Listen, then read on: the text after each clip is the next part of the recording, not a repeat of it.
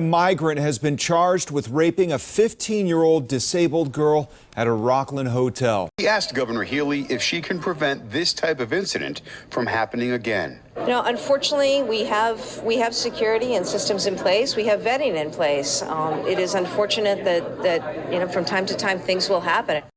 Well, the feds also are in charge of screening these migrants as they enter the country.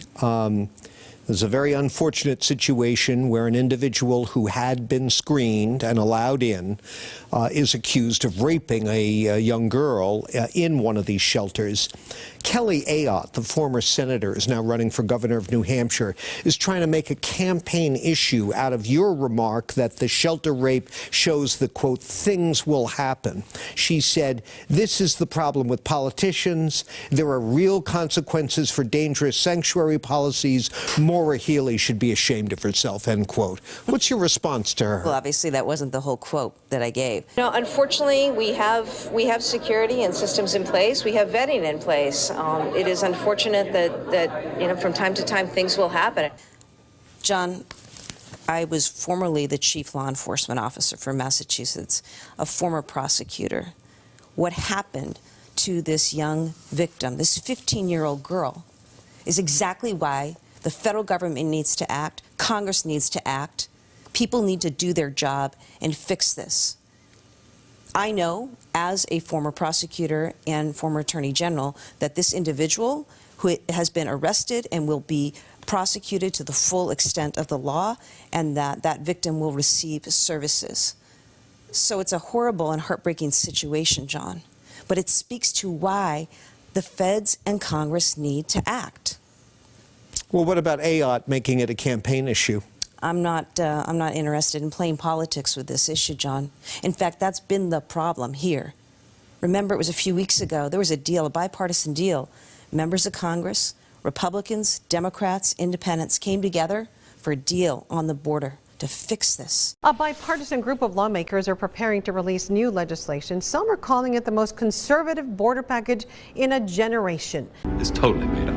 It mandates a shutdown if the daily average of encounters hits 5,000.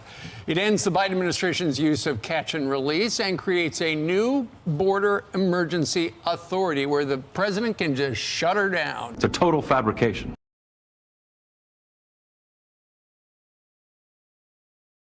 It's $118 billion in spending. It also includes $60 billion plus to support Ukraine, $14 billion for assistance to Israel. Most conservative border package in a generation.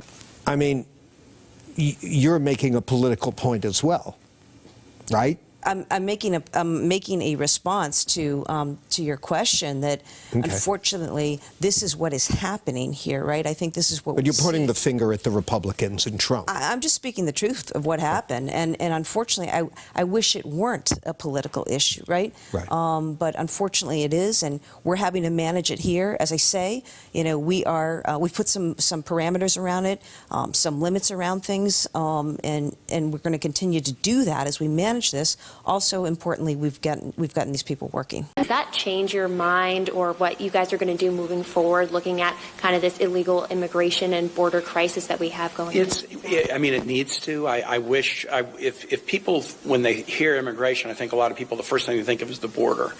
The first thing we should think of is workforce. Back behind bars tonight, an undocumented immigrant convicted of rape who illegally tried to re-enter the country. Take a look at your screen here. This is Jose Lara from Mexico. From police, they say that they arrested a 32-year-old woman who's believed to be the driver and two men ages 17 and 23. Police say they are from Chile. Sheriff Richard Jones is speaking about a 15-year-old from Honduras who he says was living in a sponsor's home in Middletown. Jones says the girl's sponsor is living in the U.S. illegally and that the sponsor's boyfriend is this man, Isario Garcia Cruz. Garcia Cruz is an undocumented Mexican citizen, according to the Bedford County Sheriff's Office. Massive human trafficking sting that was dubbed Operation March Sadness. A record 288 people arrested, including suspected illegal immigrants. Hands behind your back.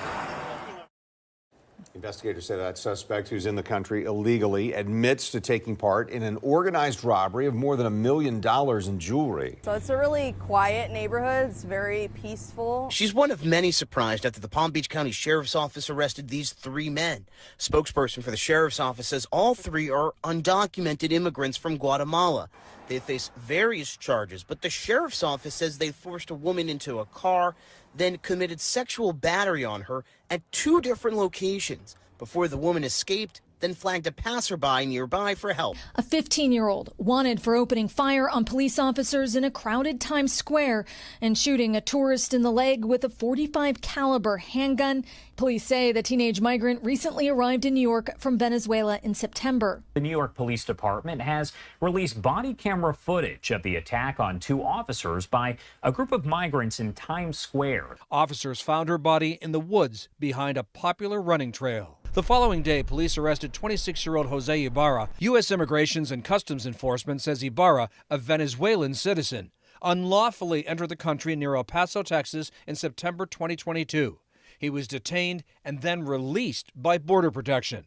In September 2023, ICE says Ibarra was arrested in New York City for allegedly endangering a child. Lieutenant Governor Mark Robinson and the state's top Republican lawmakers are pressing the White House for answers after a man on the terrorist watch list was arrested here in North Carolina. According to court documents, Barrera Amaya was in the Highlander laundromat with a neighbor who was also the victim. Eventually, he hit the victim inside the business and chased them into a parking lot where he stabbed them in the back. This morning, an illegal immigrant man is behind bars accused of raping a mentally incapacitated teen.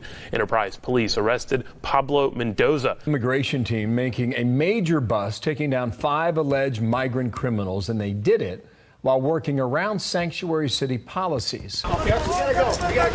ICE's next arrest, a combative MS-13 gang member from El Salvador, charged with a slew of violent crimes. This man who entered the United States illegally is facing murder charges in Michigan after the death and carjacking of a 25-year-old woman he was dating. The migrant crisis racking up a hefty price tag for state and local governments. You're talking about maybe $80 billion in educational costs, maybe $25 billion in healthcare costs. As they work to care for the massive influx of newcomers, many sent to them, courtesy of Texas Governor Greg Abbott in his effort to draw national attention to the border problem. We're such a big country that people have been able to ignore the issue of illegal immigration over the years. New York City rolling out a $53 million pilot program, giving out prepaid debit cards to migrant families. There's no free money. These are not ATM cards. You can't take cash out. If anyone has that idea, they are wrong. This is for food and baby supplies only. New York Governor Kathy Hochul asking state lawmakers to authorize $2.4 billion for migrants on top of the $1.9 billion already spent. NYC projecting they'll spend $10.5 billion on migrants by the summer of 2025. I think we're doing a really good job under really challenging circumstances. Massachusetts is spending $75 million each month on state-run migrant shelters. Denver is expecting to save $60 million as they close 4 migrant shelters there. You cannot have open borders and a welfare state. In Chicago, Mayor Brandon Johnson refusing to admit how much the city is paying to operate its 27 migrant shelters. One report places the cost of operating just 3 of these at nearly $1 million each week. Many residents have had enough, and they want to send a message to their leaders. If we do not get issues resolved, people will not be voting how they used to before. As I think it was President Reagan said, we're from the government. We're here to help.